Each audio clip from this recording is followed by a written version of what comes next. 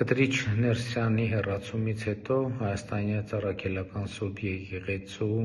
նորոգման իմ կողմից առաջարկված ճանապարհային քարտեզի երկրորդ կետը վերաբերվում է Հայաստանյան Առաքելական Սուրբ եկեղեցու կանոնագրքի ընդունմանը եւ ուզում եմ ընդգծել, որ այս օրակարգը ըստ էության պաշտոնապես արձանագրված է հենց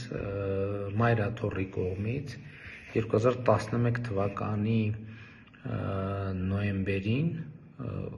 Հայաստանի արտադրության նախարարությունում գրանցվել է Հայաստանյան Առաքելական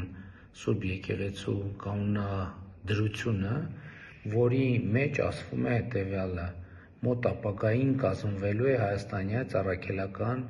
եկեղեցու կանոնադրություն, փակագծերում սահմանադրություն, որը հանդիսանալու է հիմնական արժեքը նրա նվիրապետական ամբողջ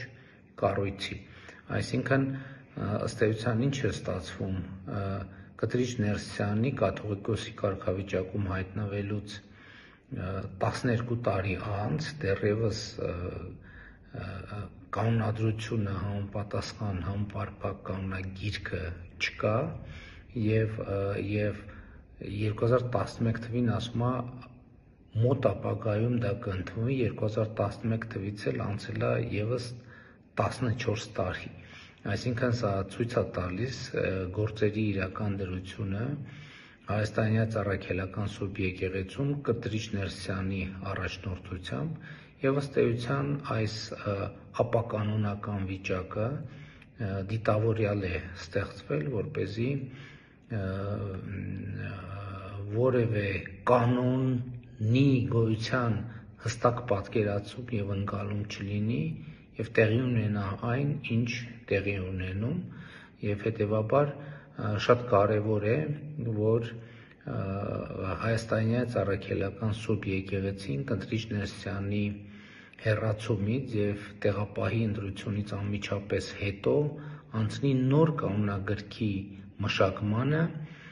եւ ընդունմանը, որտեղ հստակ, թափանցիկ կանոններ կգործեն, որոնք հասկանալի, տեսանելի կլինեն ոչ միայն հոգեվորականներին, այլև հանրությանը, այսինքն կլինեն հրապարակային եւ մեզ բոլորիս պարզ կլինի, թե եկեղեցին ինչ կանոններով, ինչ արժեքներով է ապրում եւ որոնք են դրանց նկատմամբ հանրային եւ ոչ միայն հանրային, այլև ներքին վերահսկողության մեխանիզմները։ Հաջորդիվ ավելի մանրամասն որոշ նրբությունների կանդրադառնամ առաջիկայում։